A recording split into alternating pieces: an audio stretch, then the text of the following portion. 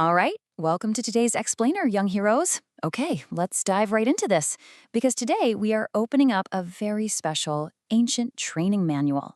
Have you ever wondered how the greatest heroes, leaders, and thinkers actually won their biggest battles and achieved their goals? Well, we are going to unlock the secret superpowers used by history's greatest champions. Are you ready to discover a completely different kind of strength?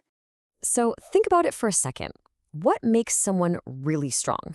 Usually we think the strongest person in the room is just the loudest one, right? The one roaring like a lion, running wild, flexing all their muscles, or constantly talking over everyone else. But guess what? That is actually a huge myth. The biggest secret of the ancient masters is that true, unstoppable power is actually completely quiet. They called this amazing secret restraint. Now, restraint simply means holding back your energy so you can use it when it really truly matters. It's an active, intentional choice. It's not just about being shy. Imagine a master archer with a bow and arrow. They command the absolute most attention not when they're running around yelling and waving their arms, but when they're perfectly, completely still, they hold that string back in total silence, right before they let the arrow fly. That stored up energy, that's their real power.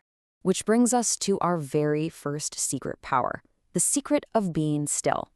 You see, a brilliant thinker named Robert Greene and an ancient general named Sun Tzu both taught that being quiet actually makes people want to listen to you more. Just think about it. When you aren't chattering constantly, your words become like rare treasures. When you finally do speak up, everyone stops what they're doing and listens closely because they know you have something truly important to say. And this brilliantly illustrates something a philosopher named Francois de la Rochefoucauld talked about. He had a great way of thinking about this. He said that just chattering away to make noise is exactly like a tiny, weak candle. A little gust of wind blows it right out. But great, quiet strength, that's like a roaring campfire. The wind only makes a campfire bigger and stronger. Talking too much drains your energy just like that weak candle. But holding back your words builds a massive inner fire that literally nothing can blow out. Let's move on to secret power number 2, magic spells in your head.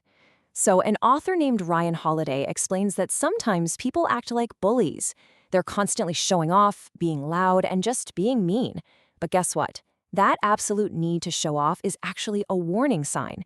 It's like a canary in a coal mine or, an old-fashioned alarm system going off, telling you something is very wrong. When someone acts like a loud bully, it usually means they are actually very scared and weak on the inside. True confidence is always quiet. And that quiet confidence starts directly with how you talk to yourself. Check out this incredible quote from the martial arts legend Bruce Lee. He said, "Words are energy, and they cast spells. That's why it's called spelling." Think about how magical that is. What he meant was that your brain actually doesn't know the difference between a joke and a real instruction. So if you say mean things to yourself, your brain literally believes those words are true. Now, what's really interesting about this slide is that we cast these spells on ourselves every single day. If you cast a bad spell by saying, "I can't do this," or "I'm going to fail," you are literally training your brain to give up before you even try. But if you cast a good spell, saying, "I'm going to try my best," or "I can learn this," you cast a magic spell of strength right onto your own mind. As young champions, you've absolutely got to protect your incredible brain by making sure you are only casting good spells. All right, moving to secret power number 3. So, have you ever made a mistake?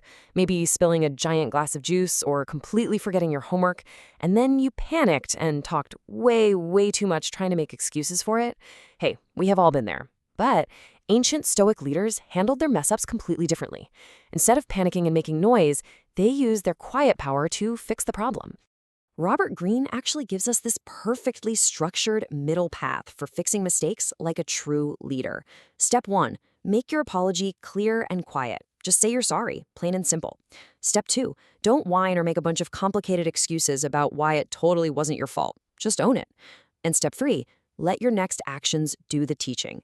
Fixing a mistake quietly without making a huge dramatic show out of it and simply doing better the next time, that earns you massive trust from everyone around you.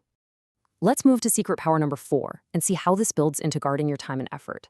Because it's not just our words we need to use carefully, it's our physical energy too. A famous strength coach named Pavel Tsatsouline has a brilliant way to explain this, and honestly, it sounds a lot like a famous fairy tale you probably know. Yep, it's the Goldilocks rule for effort.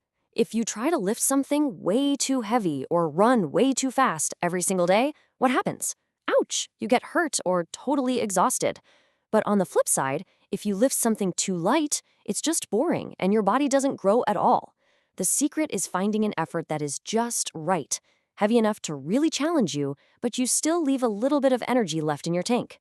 Leaving a little energy in reserve is the absolute smartest way to train and get incredibly strong over time. Now, this Goldilocks rule connects perfectly to a big, very important word: stewardship. A thinker named Peter Drucker and a famous runner named Steve Prefontaine believed in this deeply. Stewardship means taking really good care of the things you're trusted with, like your body, your time, and your talents. You've been given these amazing gifts, and you must protect your energy and use it wisely. Treat it like a sacred treasure instead of just wasting it all at once. Which brings us to our final power, secret power number 5, the power of right now. An ancient philosopher named Seneca issued a huge warning to his students. He told them that spending your precious time worrying about things that happened yesterday or getting totally anxious about things that might happen tomorrow is a terrible waste of your most valuable treasure, which is today. The Emperor Marcus Aurelius taught that the secret to beating that worry is simply the number one. Just focus on one thing. Look only at the very first step right in front of you. Don't worry about the whole long day, or a giant homework packet, or cleaning your entire messy room. Just do that one first math problem. Pick up that one first toy. The past and the future have absolutely zero power over you when you just focus on the one thing right in front of you. So the crucial point here leads us to an awesome ancient Latin phrase, amor fati. It means love of fate. The philosopher Friedrich Nietzsche actually called this his ultimate formula for greatness. It means when you face a tough math problem, a really hard sports game, or a rainy day when you desperately wanted to play outside, you don't just complain and try to survive it. No, you absolutely love the challenge. You say, awesome, I get to use this hard thing to make my brain and body stronger. A writer named Alphonse Karr used a famous comparison to explain this idea perfectly. Some people look at a plant and only complain about the sharp, scary thorns. But a person with a quiet, strong mind, they look at that exact same plant and choose to see a beautiful, amazing rosebush.